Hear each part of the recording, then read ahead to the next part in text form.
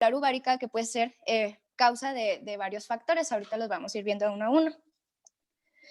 Y también como otra generalidad, pues vamos a encontrar dos tipos de hipogonadismo, el primario y el secundario, que el primario también se conoce como hipogonadismo hipergonadotrófico. Aquí pues así muy superficialmente, las gónadas no producen suficientes hormonas sexuales, por lo cual eh, el sistema eje hipotalámico hipoficiario se ve obligado a sobreproducir tanto hormona luteinizante como hormona folículo estimulante para estimular las gónadas que están deficientes, pero pues no logra conseguirlo.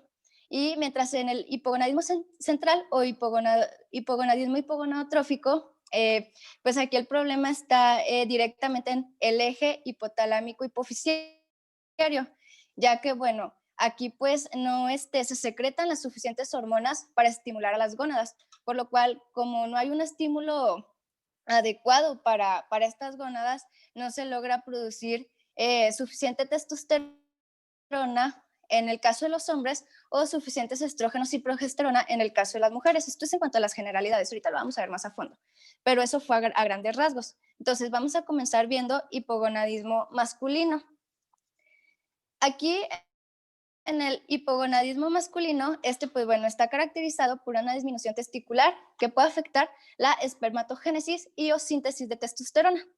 Esto puede ser el resultado de un daño testicular o por una disminución en el eje hipotálamo hipoficiario que ocasiona una reducción de las concentraciones de testosterona, como lo estamos viendo ahorita. Entonces puede ser tanto primario como secundario. Y aquí está su clasificación. Lo vamos a clasificar en dos grandes grupos. Es el hipogonadismo hipogonadotrófico, que se abrevia como H mayúscula, H minúscula, o también es conocido como hipogonadismo secundario. Y está en el otro grupo dentro de la clasificación, el hipogonadismo hipergonadotrófico, que se abrevia como 2H mayúscula o primario.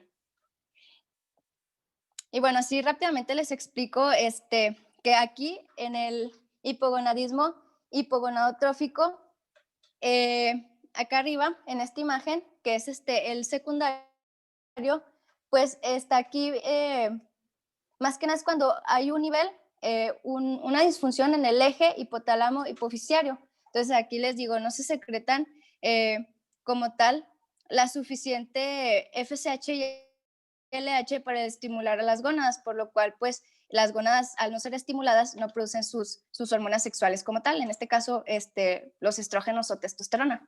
Pero como estamos hablando del masculino, pues bueno, no se produce la suficiente testosterona, ¿verdad? Y acá en el hipogonadotrófico, no, hipergonadotrófico, perdón, es cuando se afecta la gónada per se o por sí misma. Es decir, esta gónada como puede estar hipertrofiada o disfuncional, pues aquí el eje hipotalámico hipoficiario va a estar tratando de estimular estas gónadas para que se produzca su secreción de testosterona, pero como pues no funciona, no hay un proceso de retroalimentación negativa para que se deje de cesar estos pulsos que están produciendo un exceso de cantidad de FSH y de LH, como ya lo habíamos visto en fisiología con Orlando. Entonces, eso es a grandes rasgos, ¿verdad? En cuanto a su epidemiología, la prevalencia es aún desconocida, pero se sabe que el síndrome Klinefelter es la manifestación congénita del hipogonadismo hipergonadotrófico, que afecta a 1 de cada 500 hombres, mientras que en el hipogonadismo hipogonadotrófico la prevalencia va a ser de 1 por cada 10,000 hasta 1 por cada 80,000 casos. Y bueno, la fisiopatología pues es lo mismo que les acabo de decir ahorita con el esquema anterior. En el caso, por ejemplo, del hipergonadotrófico, es que ya no voy a estar diciendo hipogonadismo, ahora nada más me voy a referir como hipergonadotrófico para no estar repitiendo lo mismo. Entonces, en el caso del tipo hipergonadotrófico o primario, pues bueno, a partir de los 9 o 10 años de edad, la acción de las hormonas sexuales se va a ver reducida. Y bueno, al no lograr la retroalimentación negativa hipoficiaria, se va a aumentar la producción de gonadotropina sin lograr normalizar la función gonadal. Es lo que les estaba explicando. Es que es un tema un poquito repetitivo porque sí hay que tener muy claro qué es un hipogonadismo hipergonadotrófico y un hipogonadismo hipogonadotrófico. Aquí en el caso del hipogonadotrófico secundario, aquí como tal hay un déficit hormonal en los casos de el hipogonadotrófico, ya que este puede ser hipotalámico o hipofisiario, puede ser también parcial o total y puede incluir alteraciones en los niveles de LH y FSH en ambas partes o solamente en una de esta secreción de estas hormonas. O sea, pueden estar afectadas ambas en cuanto a su producción o solamente una. En cuanto a las formas congénitas, pues en los casos leves se va a presentar una falta de desarrollo puberal y en los casos más graves, aquí ya vamos a encontrar en los pacientes defectos genitales, como puede ser una criptorquidia, un micropene o una ambigüedad genital. Ahorita vamos a ver que cada una tiene formas congénitas y formas adquiridas. Esto es más que nada para hablar de fisiopatología. Entonces, aquí ya pasando a etiología, las causas de hipogonadismo masculino las resumimos en los dos grandes grupos que acabamos de ver, en el primario y en el secundario. Pero también existe otro tipo de hipogonadismo donde aquí hay una disminución de la sensibilidad o puede estar presente una insensibilidad totalmente a la testosterona y sus metabolitos. ¿Qué quiere decir esto? Que bueno, aquí tanto las gónadas como el sistema el eje hipotalámico hipofisiario pueden estar funcionales, es decir, puede estar secretando la FSH y la LH y estimular a la gónada masculina para que se produzca la testosterona, ¿ok? Pero al producirse la testosterona no va a poder actuar de una forma adecuada sobre sus células diana. Por eso se dice que tiene una disminución de la sensibilidad o como tal no puede actuar ya directamente sobre su célula diana. Entonces no se va a presentar el efecto de esta hormona, que el efecto principal de esta hormona, acuérdense, pues, que es la virilización en el caso del hombre, ya que, pues, como vimos en fisiología, le va a dar el aspecto de voz, pues, más grave, del vello, o sea, en zonas que a lo mejor en las mujeres, pues, no encontramos, o sea, todas las características que sean más altos, que tengan huesos un poquito más ensanchados, o sea, todo donde actúa la testosterona en estos tejidos. Y bueno, vamos a hablar ya como tal de hipogonadismo hipergonadotrófico ya a fondo. Entonces, el hipogonadismo hipergonadotrófico primario va a ser la forma más frecuente de hipogonadismo, ojo, aquí en el hombre adulto. Va a estar caracterizado por una disminución de la producción de testosterona y aquí pues va a haber una elevación de FSH y LH. Les digo, pueden ser causas congénitas y adquiridas. En cuanto a las causas congénitas de este hipogonadismo primario, vamos a tener el síndrome de Klinefelter como la causa más frecuente. El genotipo causante de este hipogonadismo, en caso en el síndrome de Klinefelter, el más común va a ser de 47XXY en el 75% de los casos. Pero también podemos encontrar un mosaicismo de 46XY, 47XXY en el 20% de los casos y se pueden presentar ya otras variantes genéticas del mismo genotipo en un 5%, o sea, se pueden encontrar otras variabilidades en cuanto a los cromosomas XY. Otra de las causas congénitas es la criptorquidia. Esta va a ser la alteración genital más frecuente que se va a observar en los recién nacidos. Aquí vamos a tener una incidencia de 2.2 a 3.8% en el recién nacido a término, pero va a bajar esta incidencia a 0.7 a 1.3% después del primer año. Esto porque si recordamos, los testículos, una vez que pues nace el bebé, se supone que ya tienen que estar descendidos, pero en ocasiones hay bebés que nacen con los testículos no descendidos, pero que pueden terminar de descender en el nacimiento, es decir, alrededor de los primeros 4 meses. Entonces, estas estadísticas obviamente se hacen cuando el bebé nace, pero si se vuelve a hacer una reevaluación, muchos de los que tuvieron un mal descenso testicular, a los 4 meses logran su descenso testicular y es por eso que baja esta incidencia. Entonces, esta es otra de las causas de hipogonadismo primario, la criptorquidia. Ahora, en las causas adquiridas, vamos a encontrar el envejecimiento. Este se puede dar en un 4 a 10% en edades de los 40 hasta los 50 años de edad. Pero cuando ya la persona tiene entre 70 y 80 años, este hipogonadismo puede presentarse ya en un 30 a 50% de estos pacientes. ¿Por qué? Pues porque las concentraciones de testosterona plasmática van a ir disminuyendo poco a poco. Se dice que disminuyen su cantidad un 2% por año ya a partir de los 45 años de edad.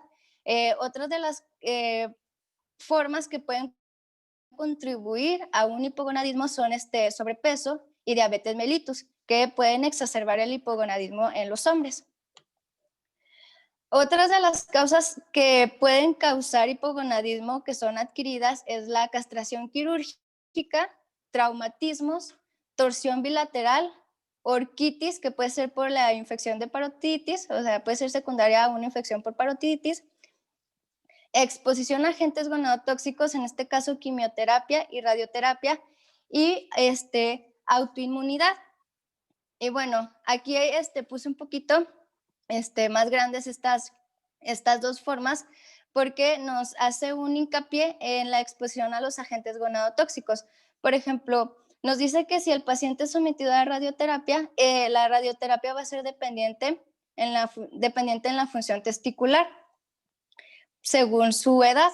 Entonces, si el paciente es prepuberal, aquí puede, si se llega a exponer a radioterapia, el daño a las células de Leydig va a ser muchísimo mayor que en un estado pospuberal, ya que en este estado pospuberal, si se llega a someter a radioterapia, aquí las células de Leydig van a ser pues muchísimo más resistentes.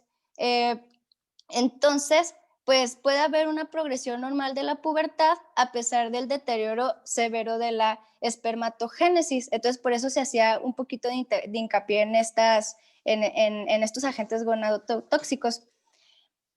Ahora, también hace énfasis en la orquitis, ya que pues en la orquitis se puede presentar de dos tipos, una orquitis primaria y una orquitis secundaria. En la orquitis primaria, pues bueno, se va a presentar una infertilidad y una presencia de anticuerpos específicos antiespermáticos, que se abrevia como ASA, y estos van a estar presentes en un 100%, y aquí pues no va a haber evidencia de una enfermedad sistémica. Pero ya en una orquitis secundaria, aquí vamos a encontrar vasculitis testicular, que sí va a estar asociada, a diferencia de la primaria, con una enfermedad sistémica autoinmune. Las causas más comunes de una orquitis secundaria están asociadas con lupus eritematoso sistémico o artritis reumatoide. Y pues los ASA o anticuerpos específicos antiespermáticos van a estar presentes únicamente en un 50%. Entonces, estas son como que las dos diferencias en caso de que se presente una orquitis, que pues es una de las causas adquiridas que puede causar un hipogonadismo primario. Ahora, eso fue en cuanto a lo primario, ¿verdad? Pasando ya a lo secundario, nuevamente volvemos a mencionar que es una consecuencia de enfermedades que afectan la secreción de GnRH o LH-FSH, donde pues estas hormonas se pueden encontrar disminuidas o ausentes. Aquí también las causas pueden ser congénitas o adquiridas. En cuanto a las causas congénitas, bueno, pues nos menciona síndromes, ¿verdad? Y el síndrome principal en cuanto a este tipo de hipogonadismo secundario es el síndrome de Kalman. Entonces, para clasificar esta clase de síndrome, se dice que es dependiente de la presencia o no de alteraciones del sentido del olfato. Este tiene una incidencia de 1 a 10 pacientes por cada 100,000 nacidos vivos. Entonces, el síndrome de Kalman pues afecta principalmente las 2/3 partes de los casos y se dice que es un hipogonadismo hipogonadotrófico anósmico. En el caso del hipogonadismo hipogonadotrófico aislado, sí va a tener sentido del olfato normal y se va a conocer como una causa idiopática. Se va a presentar en muy pocos de los casos, es decir, 1/3 parte de estos casos en cuanto al síndrome de Kalman. Y bueno, aquí vemos en esta imagen que, por ejemplo, se dice que es dependiente del olfato porque, pues bueno, en el caso del hipogonadismo hipogonadotrófico anósmico, se produce una mutación del gen CAL1, que este es el gen asociado principalmente con el síndrome de Kallmann. Por eso se llama CAL1, porque es Cal de Kallmann. Y lo que pasa es que esta afección o esta mutación del gen conlleva un desorden en la migración de las neuronas de GNRH para migrar desde la placa olfatoria a su destino en el hipotálamo y en el lóbulo olfatorio. Entonces, esto que estamos viendo aquí en la imagen es el principal defecto embriológico base del síndrome de Kallmann, que es la principal causa congénita de un hipogonadismo hipogonadotrófico o hipogonadismo secundario. Y pues esta ya nos explica por qué es idiopática, entonces como tal no se sabe por qué, pero sí se conserva el olfato normal. Otros síndromes que pueden estar asociados a un hipogonadismo, o bueno, que causan un hipogonadismo hipogonadotrófico, es el síndrome de Laurens-Moon-Bielt, que pues es menos frecuente y puede cursar con 5 síntomas principales, que es el hipogonadismo, retinitis pigmentaria, polidactilia o sindactilia y obesidad. Además del síndrome de Prader-Willi, que es otro de los síndromes que pueden causar hipogonadismo hipogonadotrófico, que lo que hacen es que en este síndrome hay una supresión del eje reproductivo. Y también podemos encontrar causas por mutaciones genéticas. Aquí, bueno, no sé si se acuerdan que vimos un poquito en embriología el factor esteroidogénico, que se abrevia como SF1, y el DAX1, que bueno, estos son reguladores que están involucrados en cuanto a la diferenciación sexual, en la esteroidogénesis, en la reproducción, que puede conllevar a disgenesias testiculares y fallo adrenal en el genotipo masculino. Entonces, estas son como que las principales características de afecciones genéticas implicadas en un hipogonadismo hipogonadotrófico. Ahora, también eso fue en cuanto a las causas congénitas, pero también el hipogonadismo hipogonadotrófico puede presentar causas, puede ser por causas adquiridas. Entonces, nos dice el artículo del cual nos basamos que cualquier lesión significativa del sistema nervioso central puede resultar en un hipogonadismo hipogonadotrófico adquirido. También otros factores que pueden estar implicados son las drogas, los fármacos, en este caso, los fármacos pueden ser esteroides sexuales, análogos de la GNRH, corticosteroides y opioides. También están asociadas las enfermedades infiltrantes infecciosas hipofisiarias, tumores hipofisiarios como el prolactinoma, que puede cursar como una hiperprolactinemia, panhipopituitarismo, el traumatismo cráneoencefálico. Aquí es muy importante porque se dice que los pacientes que tienen historia de trauma cerebral van a presentar un hipogonadismo hipogonadotrófico en un 90 a un 95% de los casos. También otras enfermedades que pueden causar este hipogonadismo es enfermedades sistémicas tales como la homocromatosis, sarcoidosis, enteropatía, cirrosis hepática, tuberculosis, entre otras más. Y bueno, aquí en este cuadro les menciono la etiología del hipogonadismo hipogonadotrófico, o sea, ya así en resumen de todo lo que acabamos de ver, vemos aquí las que son adquiridas y las que son congénitas. Y me parece que no se agregó otro cuadro donde tenía las causas adquiridas y congénitas del hipogonadismo hipergonadotrófico, pero ahorita se las pongo. O ahorita se las subo ya completa porque no me sale aquí la tabla. Pero es en resumen todo lo que acabamos de ver. Entonces, no sé si tengan alguna duda, sino para pasar ya a la siguiente parte, que es ya manifestaciones clínicas y diagnóstico.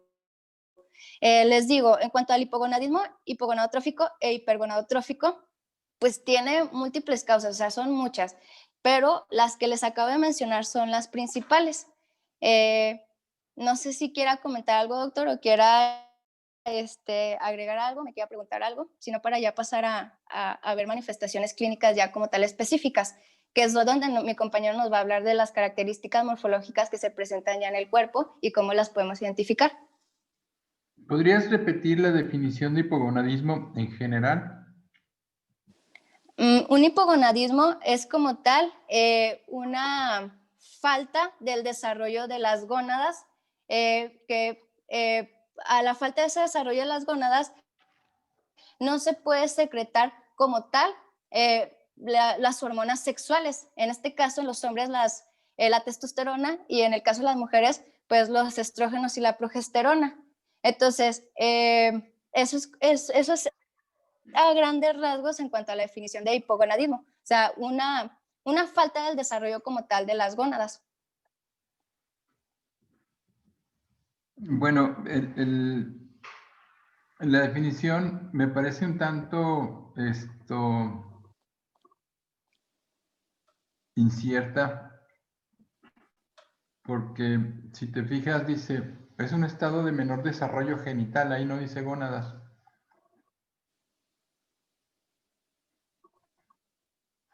A mí me gusta mucho otra definición, hablando de hipogonadismo en hombres, que dice, es un síndrome clínico que resulta de la falla testicular.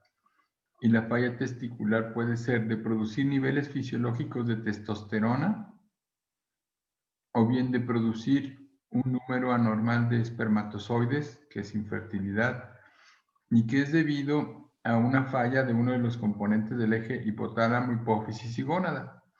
En esta definición incluyes el hipogonadismo primario o testicular y el hipogonadismo secundario o hipotálamo hipoficiario. Esta definición, que a mí me parece un poco más adecuada, nos da idea de cuáles son los dos, de cuáles van a ser las manifestaciones clínicas importantes, la deficiencia androgénica y la infertilidad. Y nos dice cuál es la etiología probable, ¿verdad? Que es en cualquiera de los componentes del eje hipotálamo, hipófisis, gónada. Y bueno, la definición de falla testicular primaria y secundaria está bien.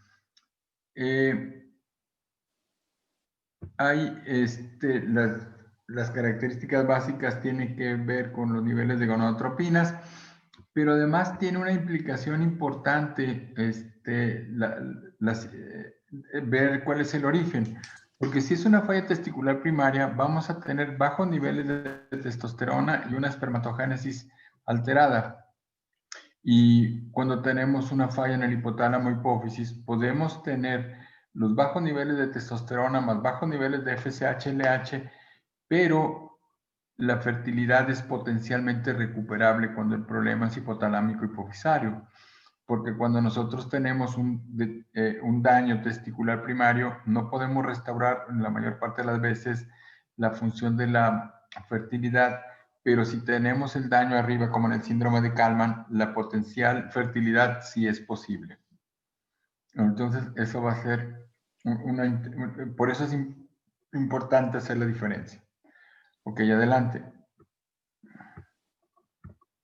Ok. Bueno, ahorita modifico la definición, doctor, para que mis compañeros tengan ya más completo el tema. Muchas gracias.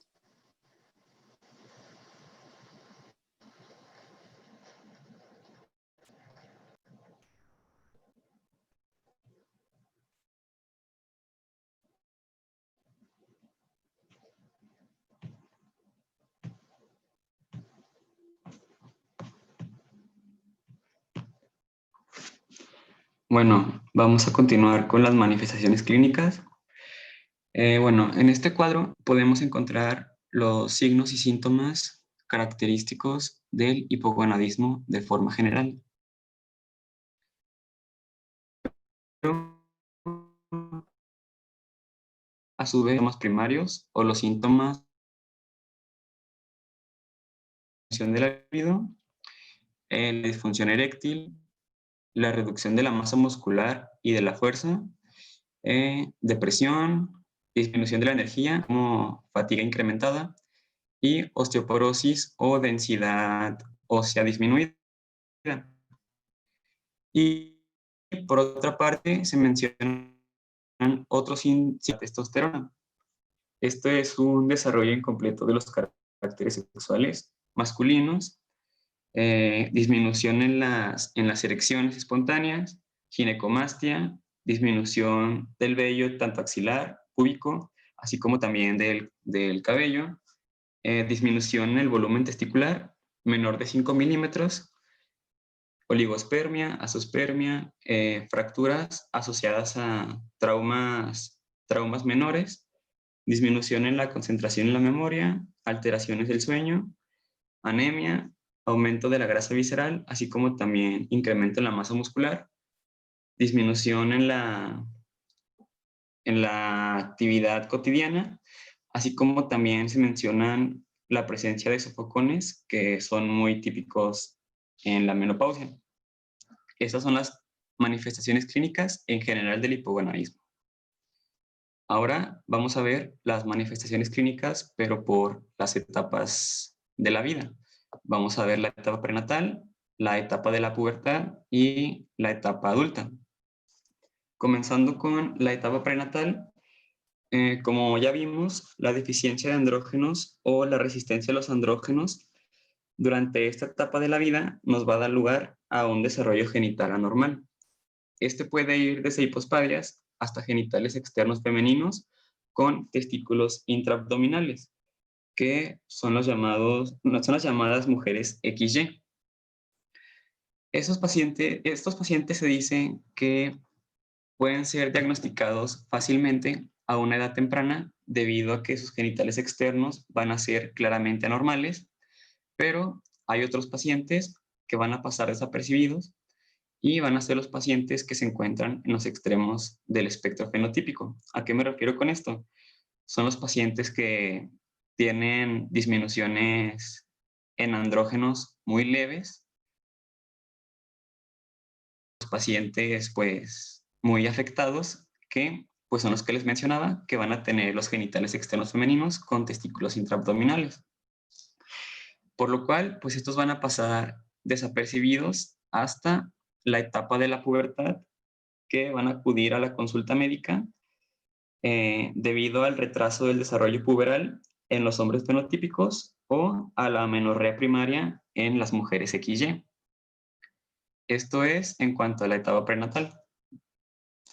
Ya en una etapa de la pubertad, como sabemos, en su inicio se va a dar un aumento de las gonadotropinas que van a tener como consecuencia un aumento del volumen testicular, de la activación de la espermatogénesis y de la secreción de testosterona, que esta misma nos va a dar el desarrollo de las características sexuales secundarias masculinas y de los efectos psicosexuales, que pues ya los hemos repetido durante la clase.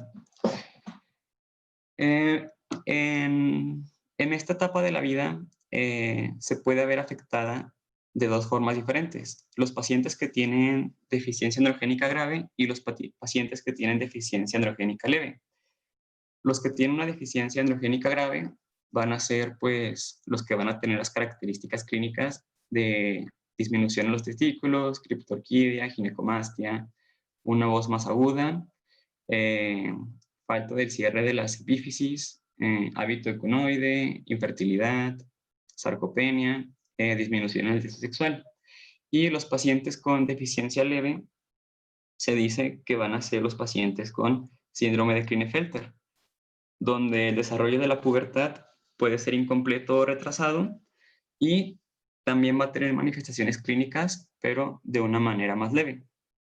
Y se dice que hay pubertad tardía cuando hay una ausencia de agrandamiento testicular a los 14 años de edad. Pasando al hipogonadismo en la edad adulta, pues esta la podemos definir como la deficiencia de testosterona, principalmente asociada a signos y síntomas en una persona que va a tener características sexuales secundarias masculinas normales debido a que pues su problema no fue a una edad temprana, sino que ya se dio en la edad adulta cuando se dio el desarrollo de todos estos caracteres. Entonces, aquí el cuadro clínico pues va a ser un poco diferente, donde lo que se va a manifestar más que nada van a ser los pensamientos depresivos, la fatiga, los sofocos y la reducción en la fertilidad a comparación de las etapas más tempranas. También se menciona que, como ya lo mencionó mi compañera, estos síntomas pues no son específicos del hipogonadismo, sino que pueden tener una etiología multifactorial y pueden estar relacionados con el envejecimiento normal. Por lo cual, en estos pacientes se pueden encontrar niveles de testosterona completamente normales.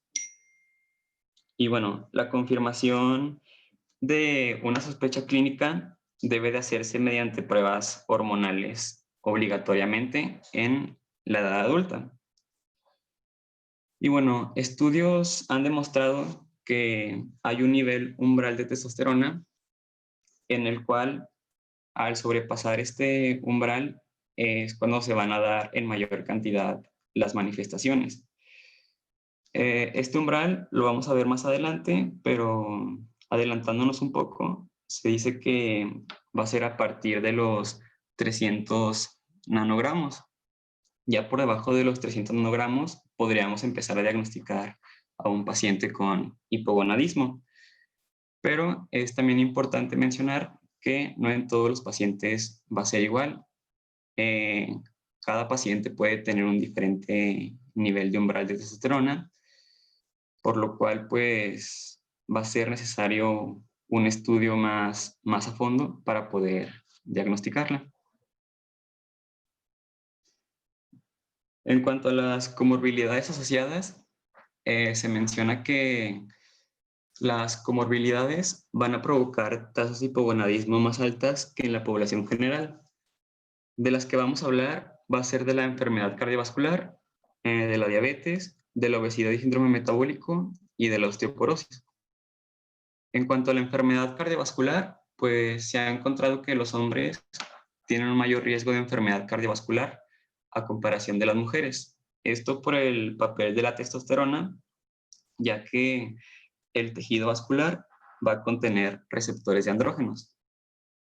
También se ha encontrado una relación inversa entre los niveles de testosterona y los niveles de índice de masa corporal, de perímetro de cintura, de leptina sérica, del colesterol LDL y de triglicéridos.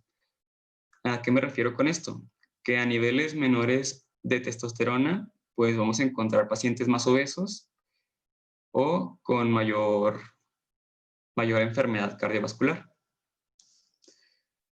Por el contrario, se ha encontrado que los niveles de HDL van a disminuir en pacientes que reciben terapia de testosterona vía oral o cuando se toman dosis suprafisiológicas. Pero un dato muy importante es que el gel transdérmico no nos va a dar este efecto, sino que el gel transdérmico no va a afectar los niveles de HDL, por lo cual, pues, suponemos que va a ser mayor utilizado en el tratamiento de los pacientes con hipogonadismo. Y bueno, ya de forma general, se ha encontrado que la baja testosterona nos va a dar un 40% más de probabilidad de morir por cualquier causa. Hablando de la diabetes, pues se ha asociado las bajas concentraciones de testosterona con específicamente la diabetes mellitus tipo 2. Y los pacientes con diabetes mellitus tipo 2 van a tener el doble de probabilidad de ser hipogonadales en relación a un hombre no diabético. La prevalencia de hipogonadismo en pacientes diabéticos va a ser de 33 al 50%. Va a ser una prevalencia muy elevada y en su mayor parte va a ser un hipogonadismo hipogonadotrófico o un hipogonadismo secundario. Y no se ha encontrado relación entre el grado de glucemia y la concentración de testosterona.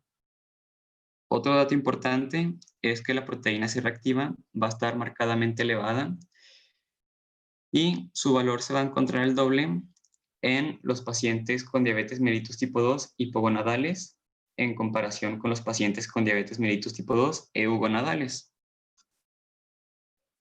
Y como ya les mencioné, la diabetes tipo 1 pues no está asociada con el hipogonadismo, lo que nos sugiere que es específico de la diabetes tipo 2 y no está relacionado específicamente con la hiperglucemia. continuando con la obesidad y el síndrome metabólico, pues como sabemos, la obesidad está asociada fuertemente con la diabetes mellitus tipo 2 y cerca del 83% de los pacientes diabéticos son obesos o tienen sobrepeso. La obesidad también va a estar asociada con bajos niveles de testosterona total, por lo tanto, se dice que el grado de hipogonadismo va a estar relacionado con el grado de obesidad. A mayor hipogonadismo, mayor grado de obesidad. Y vamos a tener una relación inversa entre los niveles de testosterona y grasa visceral.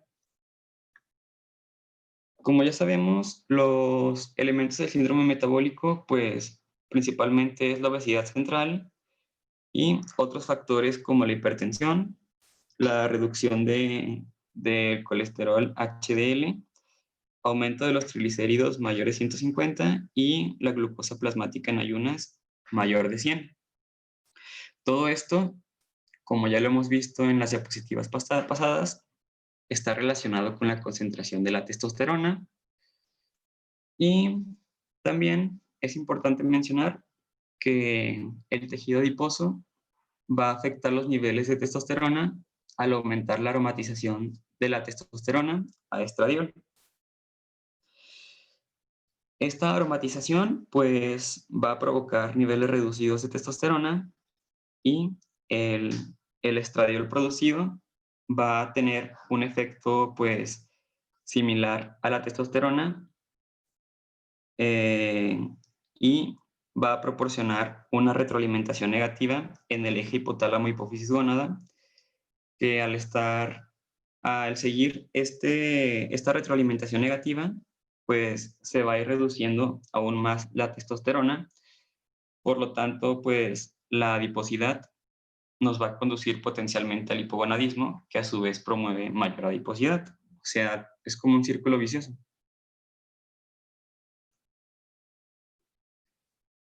En cuanto a la osteoporosis, pues, como sabemos, la osteoporosis va a ser más frecuente en la mujer y esto va a hacer a que el estradiol va a estar muy fuertemente asociado positivamente con la densidad mineral ósea. Va a estar más fuertemente asociado que la testosterona, por lo cual las mujeres van a ser más propensas a padecer osteoporosis, aunque los varones también pueden padecerla, pero en un porcentaje menor. Se dice que solo un 10 o un 20% de los pacientes con osteoporosis mayores de 50 años van a ser hombres. Y van a haber otras causas que nos pueden causar osteoporosis, como puede ser el uso de corticosteroides, el síndrome de Cushing y el consumo excesivo de alcohol. Estos van a ser los principales, aunque también se ha asociado el consumo de tabaco.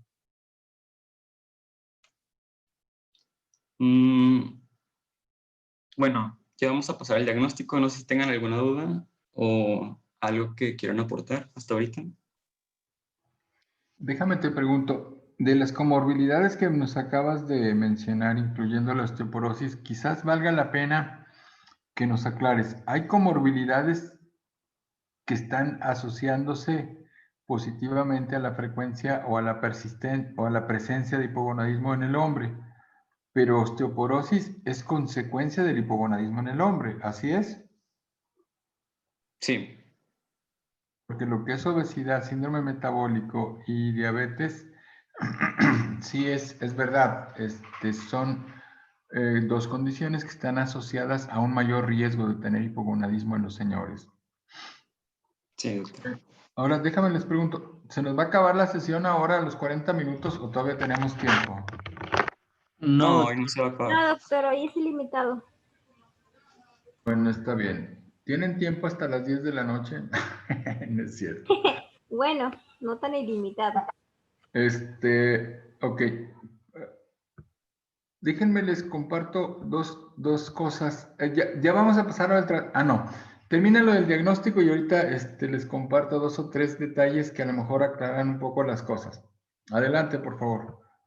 Bueno, en cuanto al diagnóstico, pues va a ser muy importante la anamnesis, enfocándose en el inicio de los síntomas, en los antecedentes personales, ya sea en búsqueda de fractura, de cirugía testicular o de uso de fármacos. En antecedentes familiares, pues buscando que su padre haya tenido una pubertad retrasada o que haya antecedentes de hipogonadismo familiar.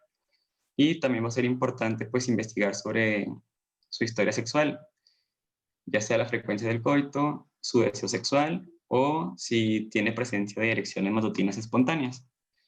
En cuanto al examen físico, pues va a ser muy importante determinar el índice de masa corporal, la presión arterial, explorar al paciente en búsqueda de ginecomastia, virilización, pues clasificarlo según los estadios de pubertad en la escala de Tanner, la posición del meato uretral en busca de hipospadias y el tamaño y la consistencia testicular. Esto va a ser en cuanto a la anamnesis y el examen físico.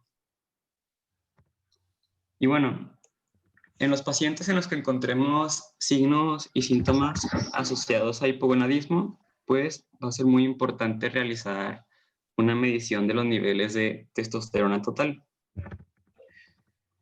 Según la Asociación de Endocrinología, se dice que los pacientes con niveles menores de 300 nanogramos sobre decilitro podrían considerarse como pacientes con hipogonadismo. Pero que es importante mencionar que esto va a ser de testosterona total, como ya les mencioné, y dentro de la testosterona total tenemos la proteína fijadora de andrógenos. Se dice que esta proteína fijadora de andrógenos, pues, puede ser muy, por así decir, modificable, se puede incrementar por ciertas condiciones, así como también se puede disminuir, y esto nos puede dar resultados falsos positivos de hipogonadismo. Por eso, al encontrar pacientes con testosterona total menor de 300, es importante realizar otra prueba confirmatoria que va a ser la prueba de testosterona libre. Esta prueba de testosterona libre se puede pedir como tal en el laboratorio o puede ser calculado por el médico basándose en tres aspectos principales, en tres características principales.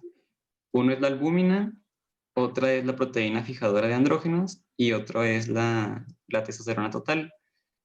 Con estos tres valores, hay calculadoras en internet que tú puedes introducir estos datos y te pueden dar la testosterona libre aproximada. Se dice que si tú mandaste al paciente a hacerse un estudio de laboratorio como tal de testosterona libre, niveles por abajo de los 50 picogramos sobre mililitro te van a establecer el diagnóstico de hipogonadismo. O si tú hiciste el cálculo con los datos que les mencionaba, pues el diagnóstico va a ser por debajo de los 65 picogramos sobre mililitro. Y bueno, también pues es importante mencionar que en pacientes... ¿Disculpa? No, nada. También es importante mencionar que en pacientes con las comorbilidades que ya les mencioné, aunque sean asintomáticos, pues es recomendado hacer una exploración física, así como también pues pedir sus valores hormonales para poder diagnosticar un hipogonadismo de manera temprana. Y bueno, ya una vez que establecimos el diagnóstico de hipogonadismo, pues va a ser importante la medición de la hormona luteinizante y de la hormona folículo estimulante para determinar el tipo de hipogonadismo.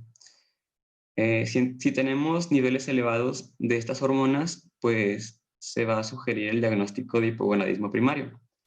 Si tenemos niveles bajos de estas hormonas, pues se va a sugerir el diagnóstico de hipogonadismo secundario.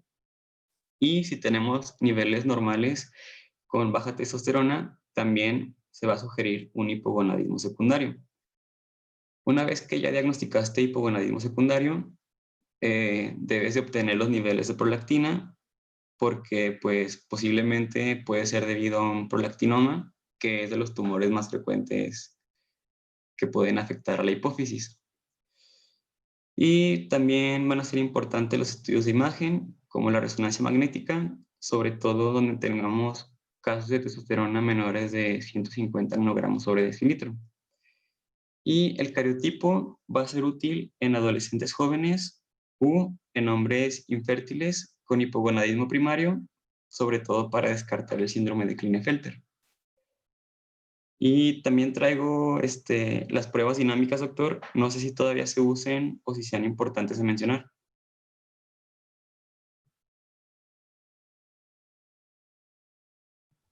En ocasiones usamos la prueba de gonadotropina coriónica humana para ver, pero no lo que dice aquí, criptorquía en orquídea, sino para ver si nosotros tenemos una buena reserva de la célula de Leydig, como dicen en el segundo párrafo, pero casi no se usa. Y la de clomifeno prácticamente ya nadie la usa.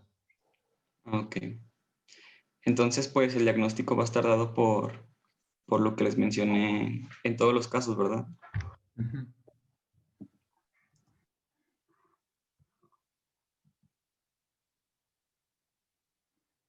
Bien, ¿terminaste ya y van a seguir con el tratamiento? Sí, ya seguiría tratamiento. Bueno, déjame comparto la pantalla para compartir algunas cosas con ustedes.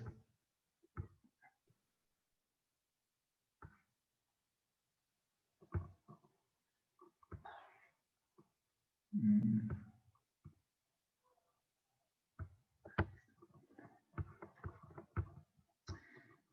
Lo que dijeron de manifestaciones clínicas es absolutamente cierto. Aquí nosotros tenemos un gráfico que nos dice cosas muy interesantes. Fíjense ustedes cómo el eje hipotálamo hipófisis gónada tiene una actividad muy fuerte en el desarrollo fetal y tenemos por aquí que en el neonatal también, pero en la infancia entra en una aquiescencia muy importante hasta la entrada de la pubertad donde se activa. Nosotros tenemos pubertad precoz, pubertad normal o pubertad retrasada. Y las manifestaciones clínicas van a ser que si hay un hipogonadismo en la etapa fetal, las manifestaciones clínicas van a ser micropenia y criptorquidia. Cuando la deficiencia que conduce a hipogonadismo se presenta en la pubertad, las manifestaciones van a ser testículos pequeños y pobre virilización. Pero cuando el hipogonadismo se pone o se adquiere en forma adulta, las manifestaciones van a ser sexuales, como son disfunción eréctil y pobre deseo sexual, infertilidad, es decir, una baja producción de espermatozoides, y manifestaciones no sexuales que tienen que ver con estudios con alteraciones psicodinámicas, pérdida de masa muscular, pérdida de masa ósea, mayormente, y aumento de la resistencia a la insulina. Este es un cuadro que nos habla de dos cosas muy interesantes, el hipogonadismo secundario, primario y secundario, y a su vez se divide en orgánico y en funcional.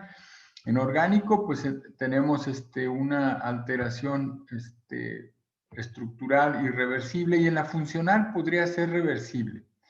Para el hipogonadismo primario, lo que ya dijeron, Klinefelter, criptorquidia, algunos tipos de antineoplásicos, trauma de torsión testicular y edad avanzada. Y en el funcional, los fármacos inhibidores de síntesis testicular, como es el ketoconazol, que es el que más se utiliza, y la insuficiencia renal avanzada. En el hipogonadismo secundario orgánico son tumores y destrucción del gonadotropo, hemosiderosis, enfermedad infiltrativa destructiva del área del hipotálamo, hipófisis como la enfermedad de Hans-Schüller-Christen, el hipogonadismo hipogonadotrópico hipoidiopático, como dijeron, y la funcional, que es hiperprolactinemia, opioides, alcohol o marihuana. Este es un problema muy serio de fertilidad en algunos países, el uso indiscriminado de marihuana. Y lo acabamos de legalizar, qué estúpido, ¿verdad? Pero bueno. Enfermedad sistémica grave, todas estas son hipogonadismos funcionales, es decir, son reversibles. Esto nos da, esta es una bonita clasificación porque nos da permiso de establecer un pronóstico. Ahora, si el hipogonadismo, ya sea primario o secundario, es orgánico, pues el pronóstico es más malo que si es funcional. Esto que decían de la edad, que con la edad van disminuyendo los niveles de testosterona, es cierto, pero quiero que vean una cosa al mismo tiempo. Perdón, permítame un segundo. ¿Bueno? Sí. Sí.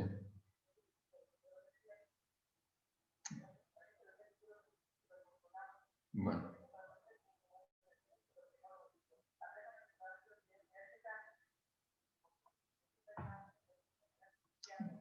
Bueno, ya le dividió la glucosa. Bueno, dígale, llévalo al hospital y dígale que le pongan insulina, que le pongan una solución glucosada y que le suban la glucosa a 100 y que me hablen.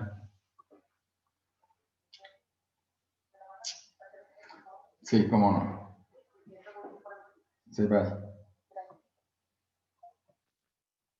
El efecto de la edad es cierto, con la edad la testosterona va disminuyendo, pero lo que es más importante es que la globulina ligadora de hormonas esteroideas, la CBGH, va aumentando con la edad.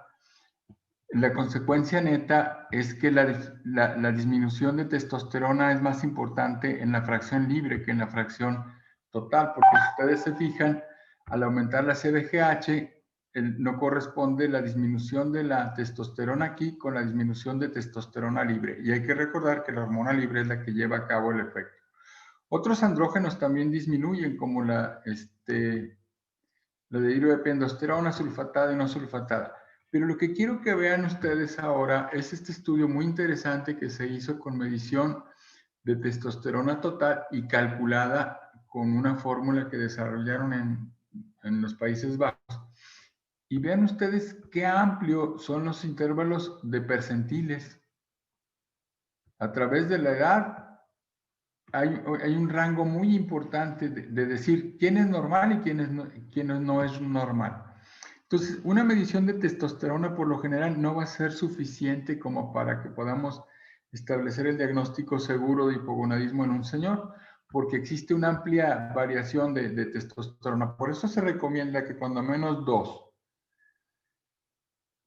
Bueno, aquí, este es un compendio de varios criterios diagnósticos, que es la Sociedad Británica de Medicina Sexual, el Instituto Internacional de Estudios para el Hombre y el Endocrine Society. Y vean ustedes cómo también ellos no se ponen mucho de acuerdo para considerar qué es un nivel bajo. Una testosterona, y lo más importante de este cuadro es que ellos nos dicen cuándo sí dar tratamiento y cuándo no dar tratamiento.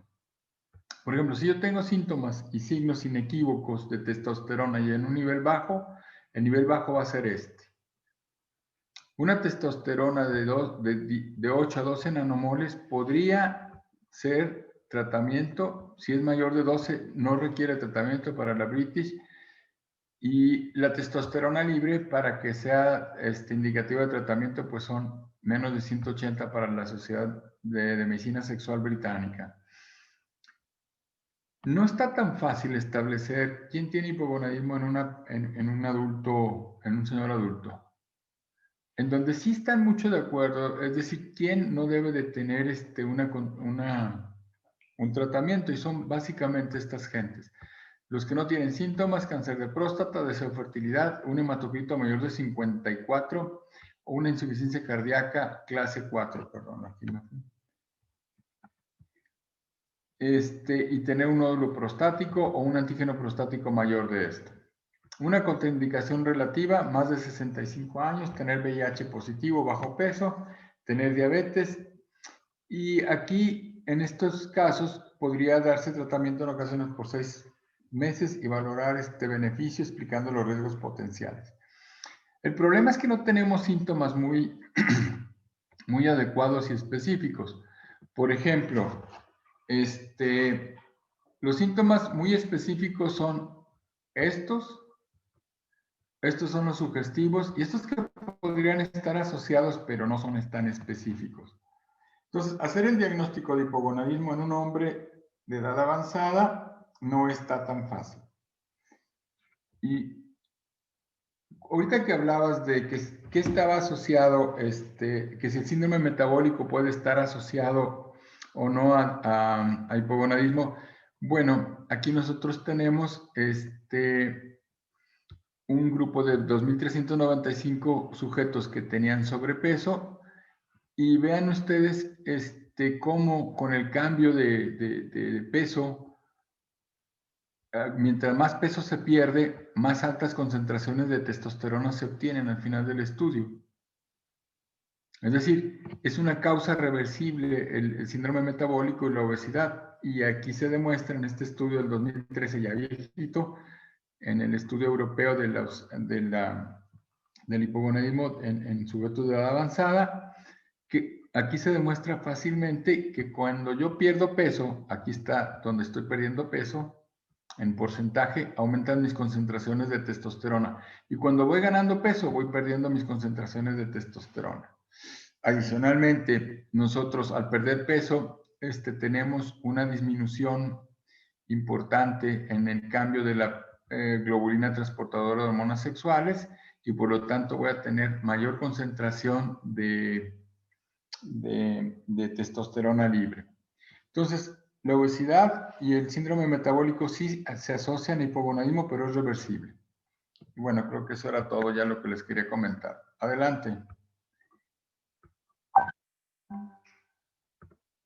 Okay.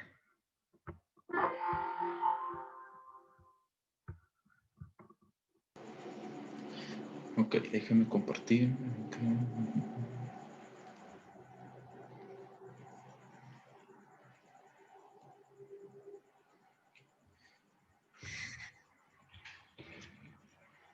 Ahí ya se ve, ¿verdad?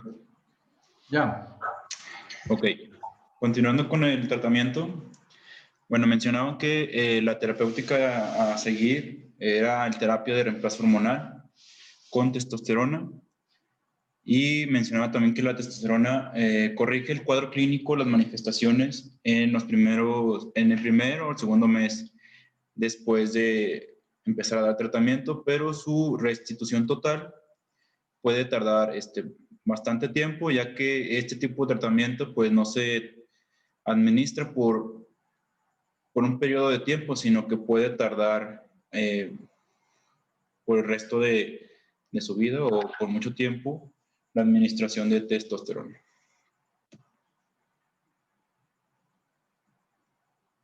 Permítame.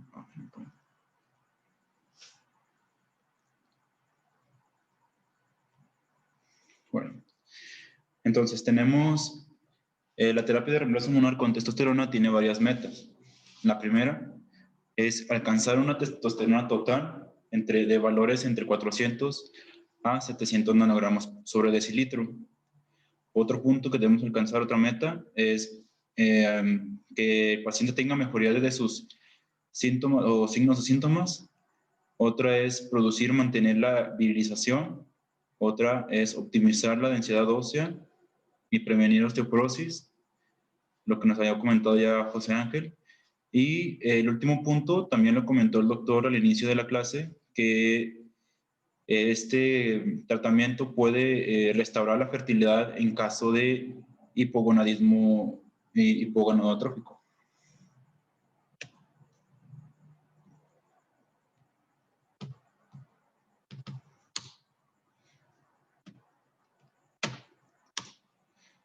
Bueno, entonces aquí les pongo este cuadro sobre los fármacos disponibles para el tratamiento para administrar testosterona. En el primero está el fármaco, se llama enantato de testosterona, que su presentación viene en una ámpula de 250 miligramos por mililitro. Entonces la dosis se administra todo el mililitro, todos los 250 intramuscular cada 3 semanas. Su vida media es de 4.5 días y su duración del efecto es de 12 a 14 días. Entonces también tenemos el otro fármaco que es un decanoato de testosterona, que hay dos presentaciones, en ámpula o en cápsula. Entonces, la ámpula se aplica trimestralmente vía intramuscular y la forma en cápsula, que es la oral, se administra como la dosis que tienen ahí, que son 160 a 240 miligramos diarios divididos en 3 a 4 dosis diarias. Entonces, si hacemos como un cálculo ahí rápido, por ejemplo, si administramos 160 en 4 dosis, pues administramos una cápsula de 40 miligramos en cada dosis. Entonces, presentación que tenemos para administrar testosterona es en gel al 1%, que su presentación en sobres de 50 miligramos, el cual se administra 50 a 100 miligramos diario. Esto se tiene que, bueno, viene en sobrecito con el gel, se tiene que administrar al momento de abrirse, dice la indicación que se tiene que usar inmediatamente después de abrir y frotar sobre hombros, brazos y abdomen hasta que el producto se seque. Entonces, esta administración es diario y su vida media es de un día y su efecto es de un día, o sea, se tiene que administrar pues diariamente, ¿no? Entonces, otra presentación son los parches transdérmicos de testosterona.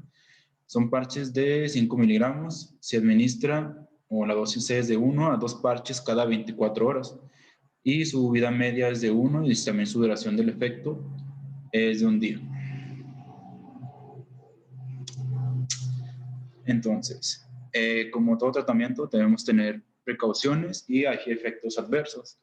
En cuanto a sus precauciones o vigilancia, mencionaba que debemos evaluar el hematocrito en 3 etapas o en tres etapas. En la primera debemos evaluar el hematocrito basal y después a los 3 meses del tratamiento y después al año. Y una contraindicación que nos había dicho el doctor, también en lo que nos mostró anteriormente en la tabla, es que si el hematocrito está mayor a 54%, se debe suspender el tratamiento de testosterona y esperar a que este se normalice para reiniciar el tratamiento, pero ahora a dosis bajas. Otro punto que debemos tener en cuenta es que debemos solicitar evaluación urológica si presentan estos puntos siguientes, que el antígeno prostático esté mayor a 1.4 nanogramos por mililitro en cualquier momento del periodo de tratamiento, ¿sí? O sea, en cualquier momento, ya sea al mes, al año, ¿sí? No importa en qué momento esté, se tiene que evaluar urológicamente. Otro es que el aumento del antígeno prostático, o sea, la velocidad de aumento sea mayor a 0.4 nanogramos por mililitro al año. O sea, si vemos que el antígeno prostático está aumentando más que esa cantidad, debemos de llevarlo o mandarlo a urología para su valoración. Otro precaución, otro cuidado que debemos de tener es que el paciente presente una anormalidad prostática al tacto. Y otra es que el índice, no se lo voy a leer, que está ahí. Bueno, es un índice que nos valora la calidad bueno, que se usa para valorar la próstata, ¿no? Entonces, si ese índice está mayor a 19, también se debe mandar a urología. Y aquí les pongo este cuadro que con los efectos adversos de la testosterona exógena, que el primero es la eritrocitosis, como les dije que puede aumentar el hematocrito y se debe de tener cuidado con eso. También otra manifestación es el acné y piel grasa. Otro es el crecimiento de cáncer de próstata metastásico. Otro es la reducción de la producción de esperma y de fertilidad, ginecomastia, alopecia androgénica, crecimiento de cáncer de mama, inducción al empeoramiento de la apnea obstructiva del sueño, fluctuación del estado de ánimo o líbido, por ejemplo, puede haber agresividad. Otra es la reacción de la piel en el sitio de aplicación y el dolor en el sitio de inyección. Puede haber episodios de tos posterior a la inyección. Hay riesgo potencial para la transferencia de testosterona a otra persona. Por ejemplo, si el paciente tiene pareja, puede, ya que el gel se aplica pues en áreas que pueden tener contacto con otro paciente, otra persona, pues puede pasar el efecto a la persona que tenga contacto con él. Otra también que puede haber en el gel es que hay irritación de la piel en el sitio de aplicación. Hay alteraciones del gusto e irritación de las encías en la testosterona. Esto es en la testosterona vía oral o bucal. Puede haber infecciones, efectos sobre también el hígado y el colesterol, también en la testosterona vía bucal. Entonces, como les mencionaba, pues tenemos que monitorizar al paciente al inicio, bueno, tiene varias, tenemos que checar al paciente durante el tratamiento. Entonces, lo que debemos checar al inicio del tratamiento es evaluar la próstata en examen físico y determinación del antígeno prostático, y esto es principalmente en varones o en los pacientes que tengan mayor a 45 años de edad. Como les mencionaba al inicio también, que por ejemplo, pues, si tiene alguna alteración prostática al tacto o ya conocida, pues se debe valorar. Determinar también la testosterona sérica, determinar el hematocrito, las transaminasas y la bilirrubina, evaluar la densidad mineral ósea. Otro periodo que debemos valorar es a los 3 meses, o sea, cada 3 meses durante el primer año. ¿Qué debemos evaluar o valorar? Son los niveles de testosterona a los 3 meses. Y también debemos tener consideraciones de acuerdo al tipo de administración o tipo de medicamento que usemos.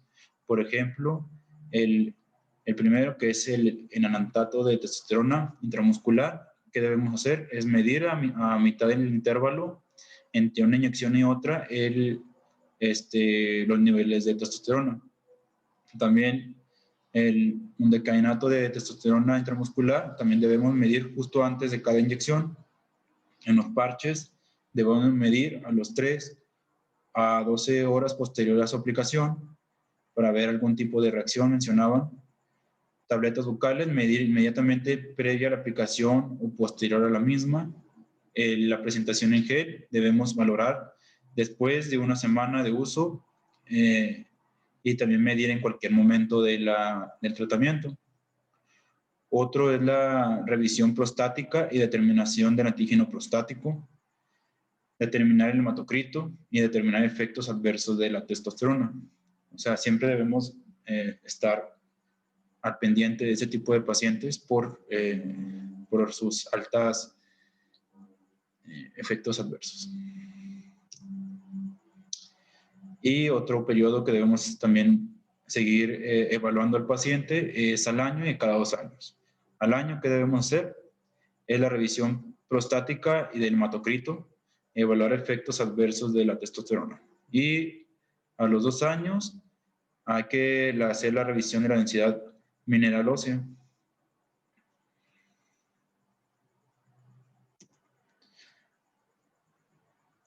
Y esta me parece que es la última en tratamiento, que es las contraindicaciones relativas o absolutas del uso de la testosterona, que ya también había mencionado el doctor, que por ejemplo está contraindicado en pacientes que tengan cáncer de próstata, por ejemplo, o que tengan un nódulo en la próstata palpable, o cáncer de mama también está contraindicado.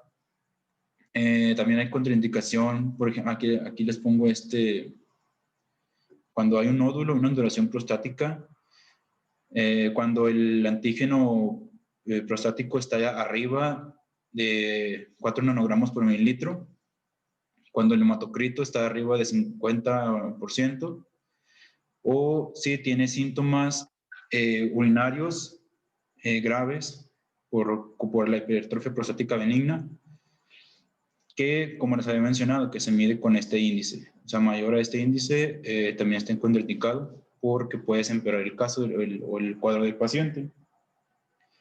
Y también, como mencionó José Ángel, también que la testosterona o altos niveles de testosterona está muy relacionado con eventos cardiovasculares o infartos o tromboembolismo. Está también contraindicado si el paciente presenta una insuficiencia cardíaca congestiva mal controlada o no controlada. También se debe tener en vigilancia todo eso. ¿Alguna duda?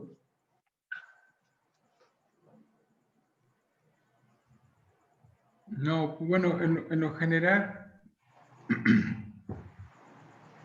Uno debe de establecer cuál es el escenario de tratamiento para una persona que tiene hipogonadismo dependiendo del momento biológico en el que se hace el diagnóstico.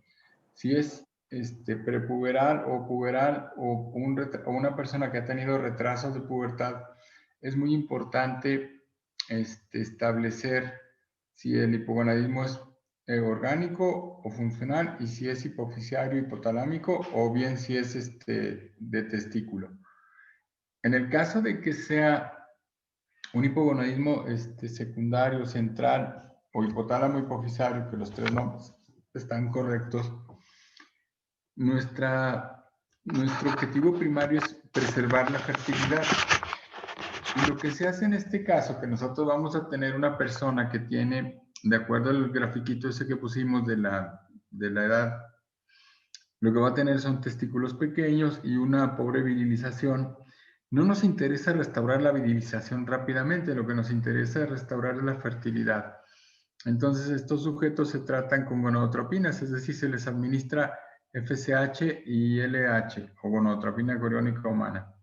Con esto vamos a pretender que se estimulen los testículos y sobre todo la parte de los túbulos seminíferos para que se tenga producción de espermatozoides y la persona potencialmente sea fértil.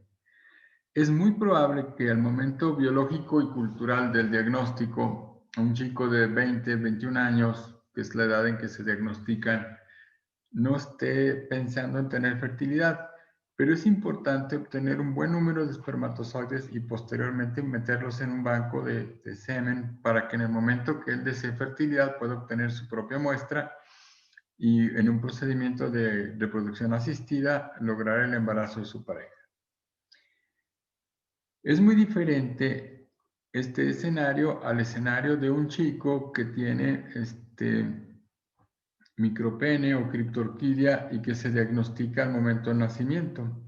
Aquí hay que hacer estudios genéticos más a fondo para ver si no tenemos una deficiencia de la sensibilidad de andrógenos o bien si tenemos, que puede ser parcial, o bien si tenemos efectivamente anorquia o criptorquidia importante. Otro escenario que es el más común es el hipogonadismo que se aparece conforme avanza la edad. Se recuerdan que ayer les decía que no puede haber menopausia masculina como si fuera una menopausia femenina porque el número de folículos es predeterminado en las mujeres y las células de Leydig no. Sin embargo, como hemos visto, si hay una declinación paulatina y gradual a partir más o menos de los 35-40 años, y tal como lo mencionaron, el hipogonadismo se va incrementando conforme aumenta la edad.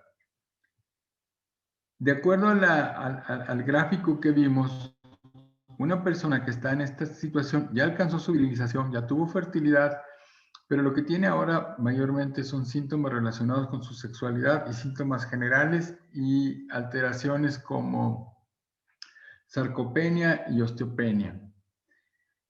Aquí la intención del tratamiento es restaurar ciertos niveles de andrógenos que permitan revertir estas alteraciones. Básicamente, restaurar la funcionalidad sexual y restaurar la osteopenia y la sarcopenia. Este tipo de escenario no es tan fácil porque hay una variación muy importante en la medición de testosterona y por eso es que se recomienda medir cuando menos en 2 ocasiones separadas la testosterona y sobre todo tener síntomas o bien alguna otra cosa como osteopenia, osteoporosis, que digan, bueno, sí vale la pena darle tratamiento a esta persona. Desde el punto de vista práctico, nosotros procuramos comenzar la reposición de testosterona. Bueno, y en esta etapa de la vida lo único que vamos a hacer es dar andrógenos. No vamos a poner gonadotropinas porque ya la fertilidad ya no nos interesa. Y los andrógenos, la manera más práctica de comenzar a ponerlos es usar el gel. ¿Por qué razón? Porque tengo una reversibilidad de los niveles de andrógenos muy rápido.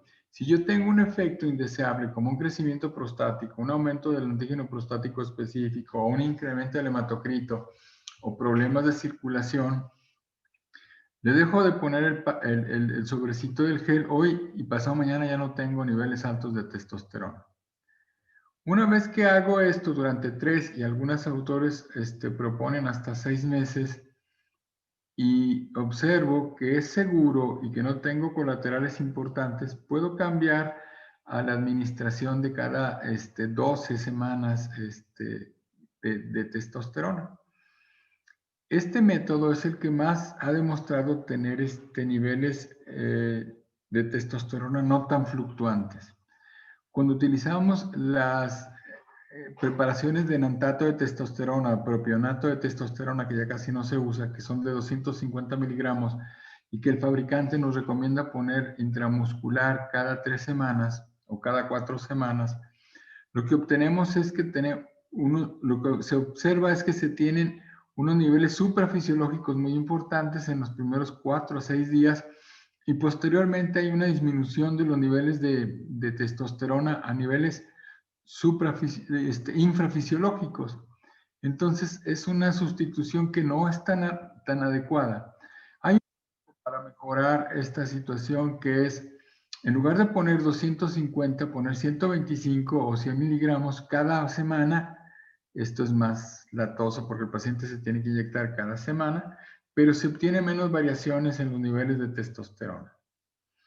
En México tenemos el enantato de testosterona, los sobres de gel, tuvimos los parches, pero creo que ya no hay, y el undecanato de testosterona, tanto oral, en píldoras, que nos sirve mucho, y bien, el undecanato de inyección de liberación prolongada para usarse cada 10 hasta 14 semanas.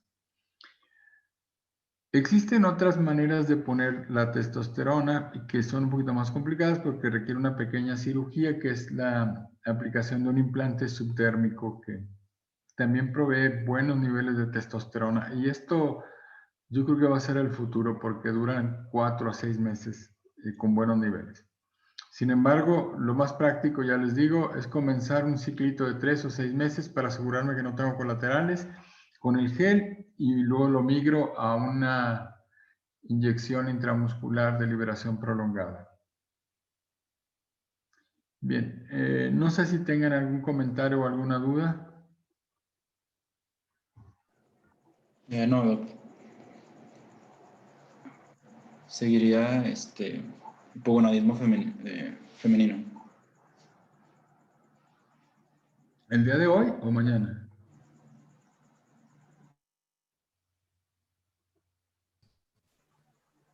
Pues, ¿ahorita? O no sé, como ustedes gusten. Yo ya estoy listo. No, mejor mañana porque ya es muy tarde. Sí, ¿verdad? ¿Verdad? Ok. Es mañana hipogonadismo, pasado mañana menopausia y terminamos. Así es, ¿verdad? Mañana es jueves, ¿verdad? Es O viernes. viernes. No, mañana es Mañana es viernes. Sí, doctor.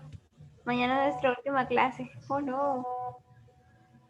Ok, ¿por qué no hacemos lo siguiente? ¿Por qué no dejamos el hipogonadismo femenino para mañana? Lo cortamos mucho porque van a repetir muchas cosas de menopausia y damos los dos mañana mismo porque se me hace que ya ahorita ya es un poquito, nos alargamos mucho. Yo pensé que hoy era miércoles. No, pero es jueves, ¿verdad? Sí, doc. Hoy es jueves. Ok, y mañana vemos los dos, ¿les parece mejor? Muy bien, doc. Sí, Doc, está bien.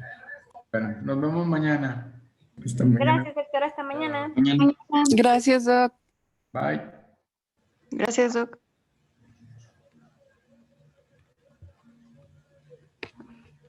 Oigan, ¿van a dejar la sesión abierta toda la noche? Sí, pero así déjala abierta.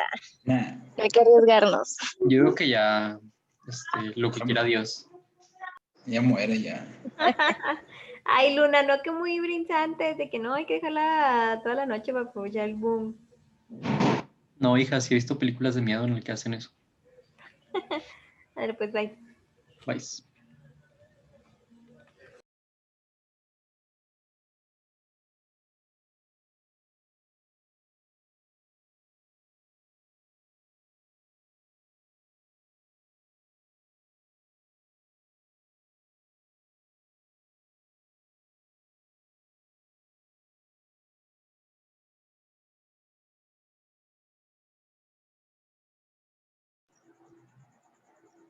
Ya lo voy a terminar, ¿ok?